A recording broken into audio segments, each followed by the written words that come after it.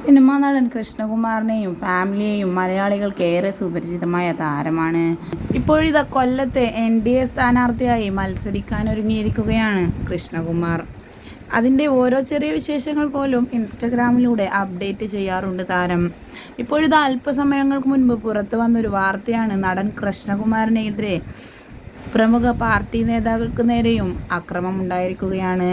പ്രചരണത്തിന്റെ ഭാഗമായി കൊല്ലം ജില്ലയിലെ കുണ്ടറയിൽ പ്രചരണം നടത്തുന്നതിനിടെയായിരുന്നു ആക്രമണം. താരം ഇപ്പോൾ ഉള്ളത് ഹോസ്പിറ്റലിലാണ്. പ്രമുഖ ചാനൽ വാർത്തകളിലെല്ലാം നിറയുന്നത് കൃഷ്ണകുമാറിൻ്റെ ഈ ഒരു ആക്രമണത്തെ പറ്റിയാണ്. താരത്തിൻ്റെ ഇപ്പോഴത്തെ അവസ്ഥ എന്താണെന്നുള്ളത് അറിയാൻ കാത്തിരിക്കുകയാണ് ആരാധകരോരോന്നും. താരത്തിൻ്റെ ഫാമിലിയോ താരമോ ഒന്നും ഇതുവരെ ഓൺലൈനായി മാധ്യമങ്ങൾ ഇപ്പോഴത്തെ അവസ്ഥ എന്താണെന്നുള്ളത് പറഞ്ഞുകൊണ്ട് എത്തിയിട്ടില്ല എന്നതാണ് വാസ്തവം. എന്തു തന്നെ ആയാലും മക്കളെല്ലാം യൂട്യൂബേഴ്സ് ആയതുകൊണ്ട് തന്നെ അച്ഛൻ്റെ ഇപ്പോഴത്തെ അവസ്ഥ എന്താണെന്ന് പറഞ്ഞുകൊണ്ട് അവരെല്ലാം രംഗത്തെത്തുമെന്ന കാര്യത്തിൽ സംശയമൊന്നുമില്ല.